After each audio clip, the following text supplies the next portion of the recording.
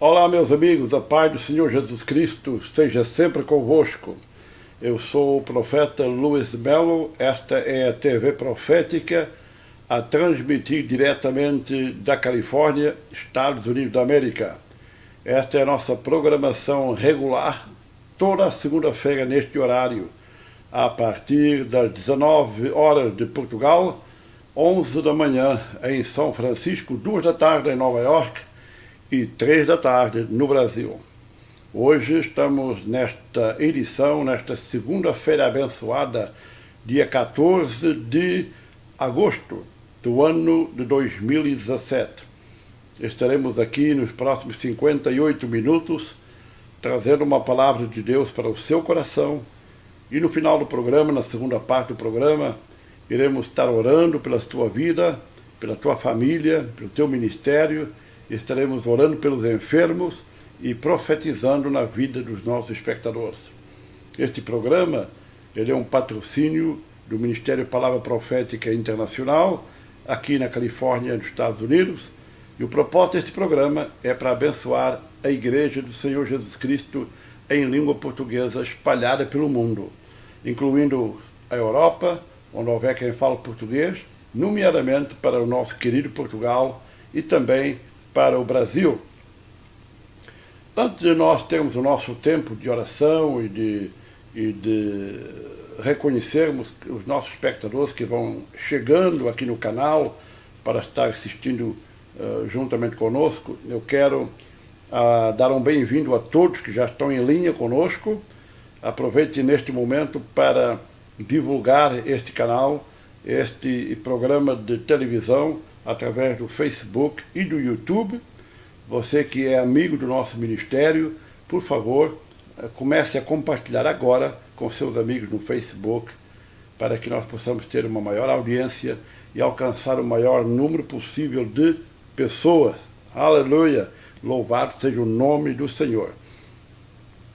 Eu queria ler uma palavra de Deus aqui em Hebreus, capítulo 4, Carta aos Hebreus, do capítulo 4, e eu vou ler a partir do verso 12. Hebreus, capítulo 4, versículo 12. Eu quero ler apenas dois versículos, o versículo 12 e o versículo 13. Então, se você tem a palavra de Deus com você, a sua Bíblia, ou o seu tablet, ou no seu telemóvel, ou no seu computador, não faz diferença. O que importa é que você tenha a palavra de Deus consigo. Hebreus capítulo 4, versículo 12 e 13. Diz assim a palavra do Senhor: porque a palavra de Deus é viva e eficaz. É mais cortante do que qualquer espada de dois gumes, e penetra até a divisão da alma e do espírito, e até as juntas e medulas, e é apta para discernir os pensamentos e intenções do coração. E não há criatura alguma encoberta diante dele. Todas as coisas estão nuas e patentes aos olhos daquele a quem vemos ou quem havemos de prestar contas. Amém.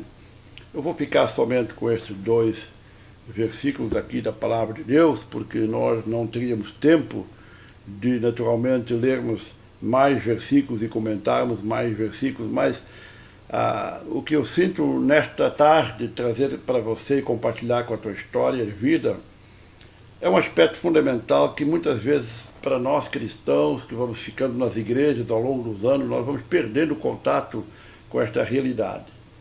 E a realidade é que a palavra de Deus ela não pode ser apenas ministrada do ponto de vista da palavra escrita, do logos, mas toda a palavra logos ou escrita de Deus, ela tem uma componente, ou seja, ela tem uma parte de cumprimento na vida das pessoas. Ou seja, a palavra escrita, logos, ela se transforma numa palavra rema quando ela é aplicada na realidade das pessoas que ouvem a palavra de Deus. O autor de Hebreus diz que a palavra de Deus é viva. E começa por aqui. porque na hora que nós passarmos deste entendimento em que a palavra de Deus é viva e eficaz, para o entendimento de que a palavra de Deus é apenas uma leitura de um livro religioso, aí nós vamos perder todo o sentido que Deus colocou à disposição do ser humano aqui na Terra. Deus quer que a sua palavra seja mais do que um livro para ser lido. Ele quer que a sua palavra seja uma realidade de vida. Ou seja, Jesus Cristo, ele mesmo, é a palavra de Deus, porque toda a palavra de Deus se cumpre em Cristo Jesus, esperança da glória. No início do Evangelho de João, no primeiro capítulo, você observa que há uma afirmação eloquente naquela passagem das Escrituras. Diz que no princípio era o Verbo, e o Verbo era Deus, e o Verbo estava com Deus. Eu quero até ler para você João, capítulo 1, porque às vezes a gente fala de um versículo e as pessoas estão seguindo uma determinada tradução, e aí ficam questionando, mas não é exatamente assim, está falando uma palavra aqui. Traduções diferentes trazem muitas vezes palavras diferentes, mas sempre trazendo o mesmo sentido. Olha só, João capítulo 1, verso 1. No princípio era o Verbo, e o Verbo estava com Deus, e o Verbo era Deus. Ele estava no princípio com Deus, e todas as coisas foram feitas por intermédio dele, e sem ele nada do que foi feito se fez. Preste atenção no que João fala aqui nesse primeiro capítulo do seu Evangelho. A palavra verbo aqui, ela deve ser traduzida como palavra. Palavra. Verbo significa palavra. Então, no princípio, era a palavra. E a palavra estava com Deus. E a palavra era Deus.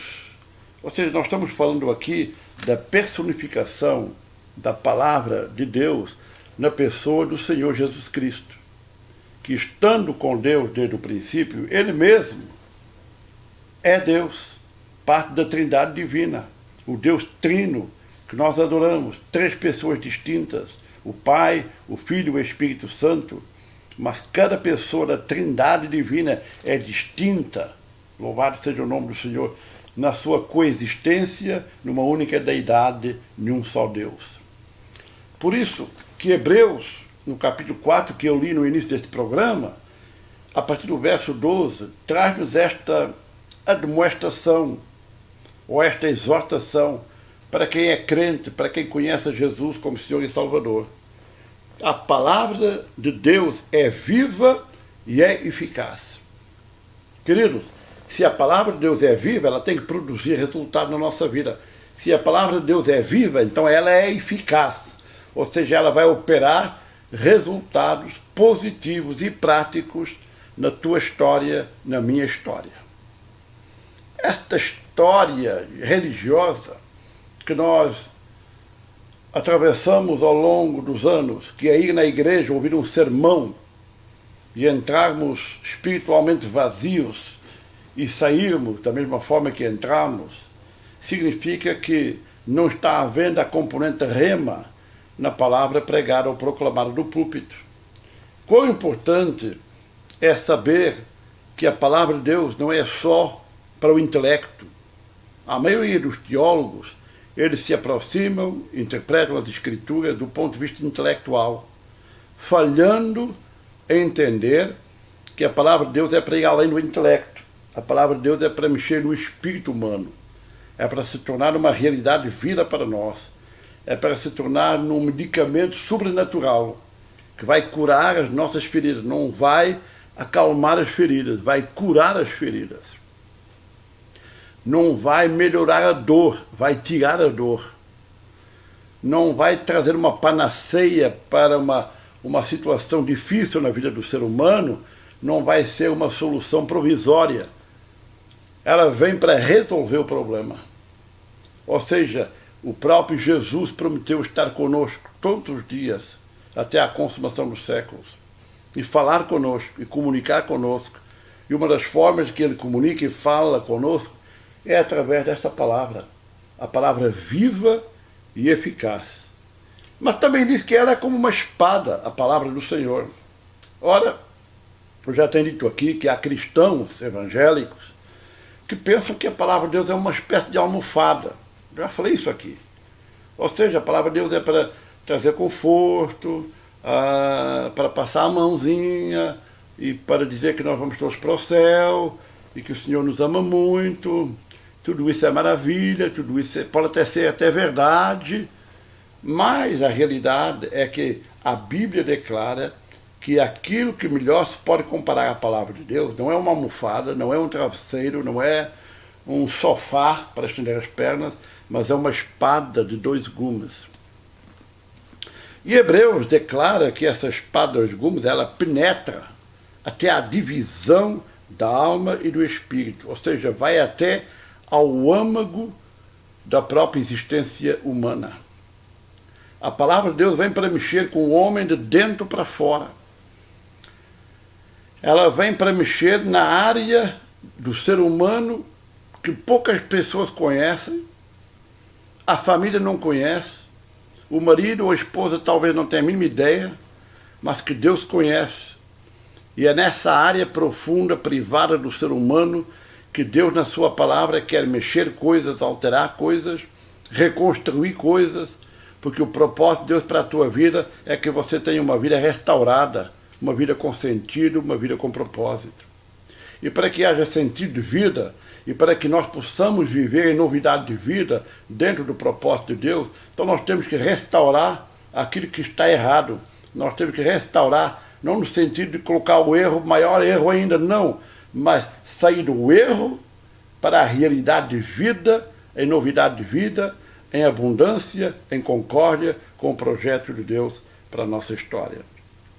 É uma espada de 2 gumes, penetra a divisão da alma e do espírito, e vai até as juntas e medulas, e a palavra de Deus é apta, ou é capaz, ou é suficiente para trazer discernimento nos nossos pensamentos e intenções do nosso coração.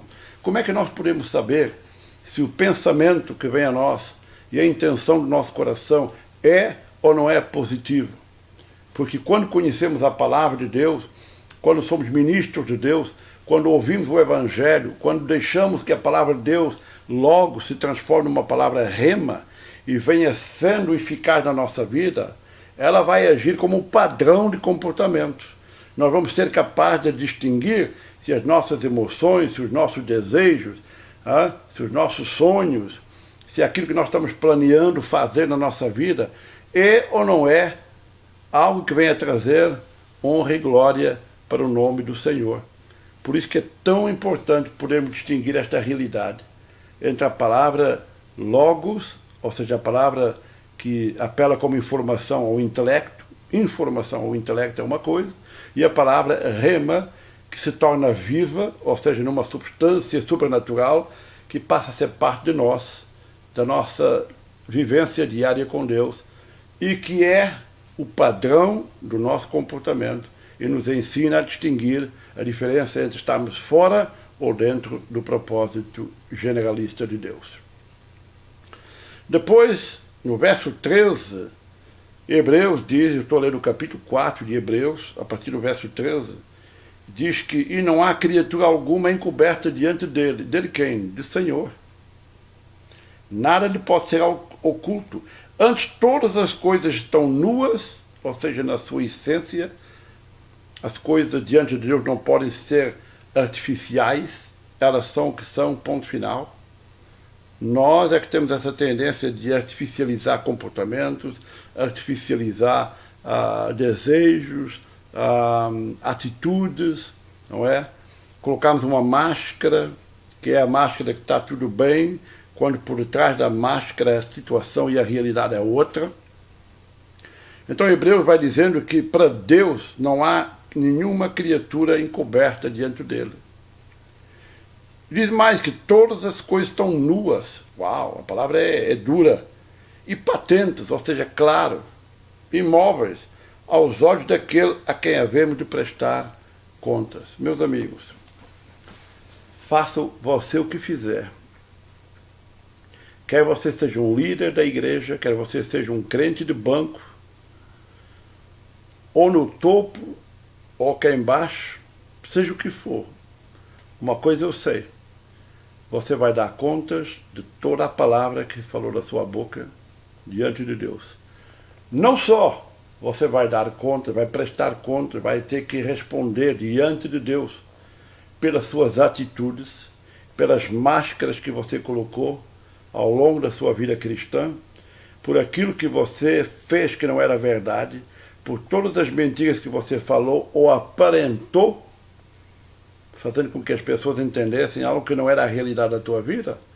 Quando você coloca uma máscara num comportamento seu, quando você coloca uma máscara, você se torna numa pessoa artificial, e tudo isso é um sintoma de rebeldia, de blasfêmia, que entristece o Espírito Santo, e com certeza você vai ser julgado por isso. Eu vou ser julgado por isso. E nós precisamos nos converter dos nossos maus caminhos. Nós precisamos ser crentes em Jesus Cristo, não crentes numa determinada igreja. Uma congregação tem que ser um conjunto de pessoas que creem em Jesus. Um conjunto de pessoas que fazem parte de uma comunhão de santos. Não é uma comunhão de carnais. Esse negócio de a gente ter igreja e tudo ser permitido na igreja, e o pecado fica lá tranquilo, e ninguém faz nada para remover pecado, nem o pecador que está em falta faz nada para mudar de vida, nem o líder que conhece o pecado da vida do pecador faz nada para o chamar à razão. Nós precisamos mudar os paradigmas dos nossos cultos a Deus. Em vez de termos comícios, como os partidos políticos, e tentarmos trazer um palavreado, um discurso politicamente correto para agradar as audiências, nós precisamos inverter esse processo. Nós precisamos entrar no processo de desagradar as audiências, de tornar as pessoas desconfortáveis, porque o autor de Hebreus declarou claramente que a palavra de Deus, ela torna as coisas desconfortáveis. Como? Ela é como uma espada de 2 gumes, que penetra até a raiz da alma e do espírito. Eu pensava há um tempo atrás, o que significaria ser uma espada de 2 gumes? Normalmente nós pensamos numa espada com um gume só, né? Corta para um lado e pronto. Mas a palavra de Deus, de acordo com Hebreus, declara que é uma espada especial. Uma espada que tem, de um lado e do outro, tem um gume.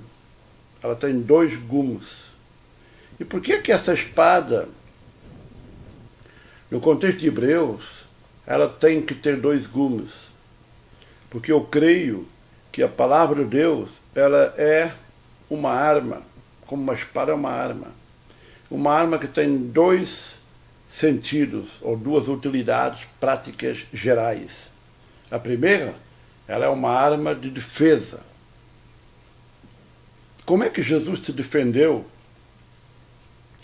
dos ataques de Satanás quando ele terminou, por exemplo, os seus 40 dias e 40 noites de jejum? Quando Satanás veio para atazanar a vida dele, para o tentar, para ser um problema num momento em que ele fisicamente deveria estar fraco, 40 dias sem comer, gente. Não é brincadeira, não. Jesus usa a palavra de Deus para se defender de Satanás, dizendo: Satanás, presta atenção, está escrito, não só de pão viverá o homem, mas de toda a palavra que sai da boca de Deus. Então eu considero que essa espada de 2 gumes, ela significa uma ação dupla da palavra de Deus.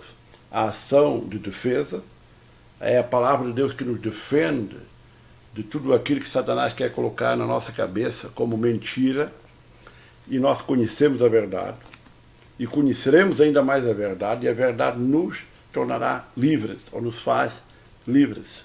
Mas também a palavra de Deus é uma arma de ataque. E tudo aquilo que é o pecado, tudo aquilo que é estratégia do inferno, tudo aquilo que é uma arma maligna que vai contra nós, nossa casa, nossa família, nosso ministério, nossas finanças, nós podemos atacar, destruir pelo poder da palavra de Deus.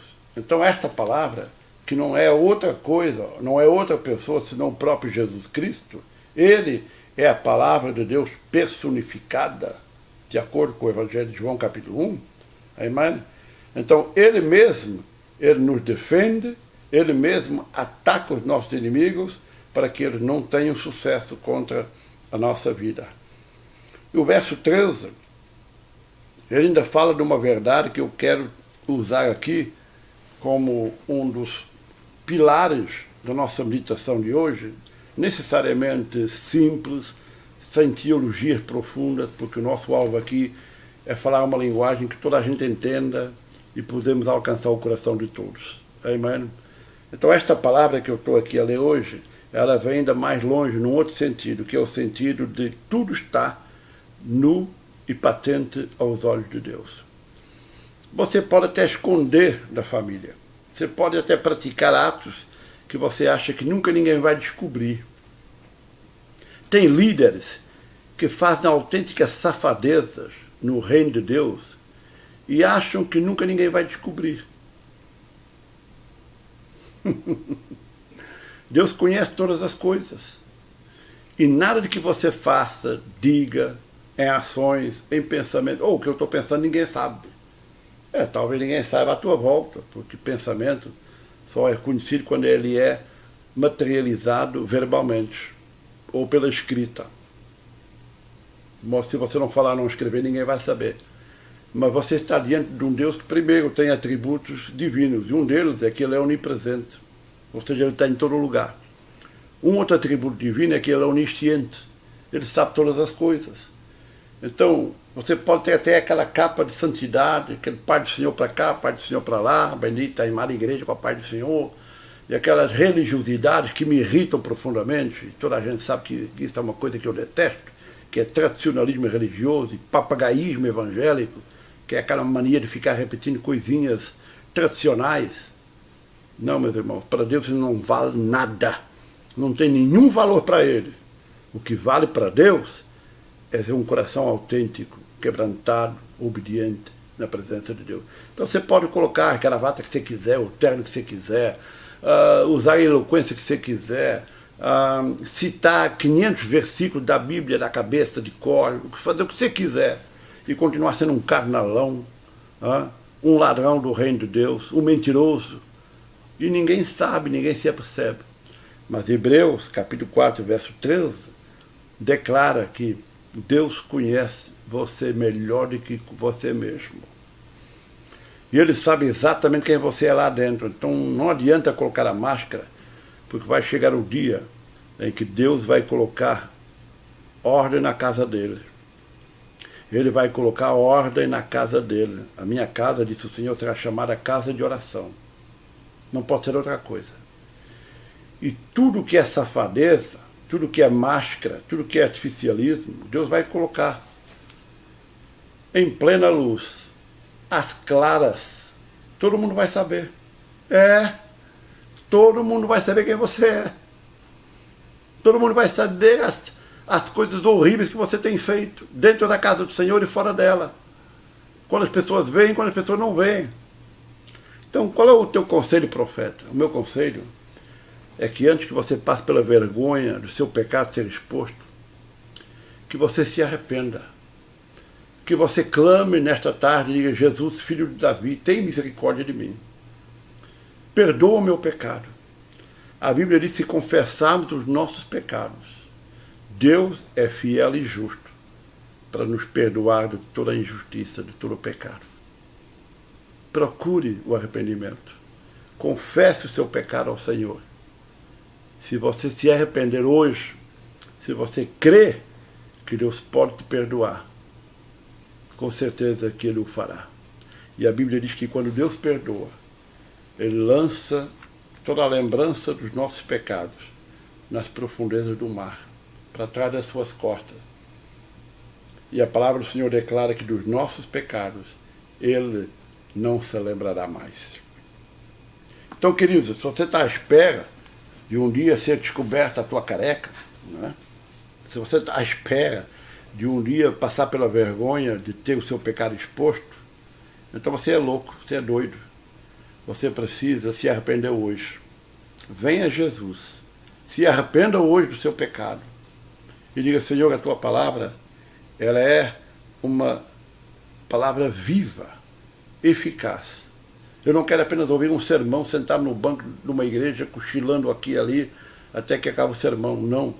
Eu quero que a tua palavra penetre dentro da raiz da minha alma e que vá até a divisão da alma e do espírito, da medula, ou seja, a parte humana e a parte espiritual, ao homem espírito e ao homem corpo, a mente humana e a alma, a parte consciente do espírito. Senhor, vem para transformar minha história. Senhor, eu confesso o meu pecado. E eu peço, Senhor, que tu me perdoes e que tu possas livrar-me da condenação do inferno. E faças com que eu seja um crente verdadeiro, que não tem duas caras, uma na igreja e outra quando sai da igreja. Que nós possamos ter a mesma pessoa no domingo e também na segunda-feira. Na quarta e na quinta também. E até no sábado, continuarmos a ser homens e mulheres de Deus, cheios do Espírito Santo.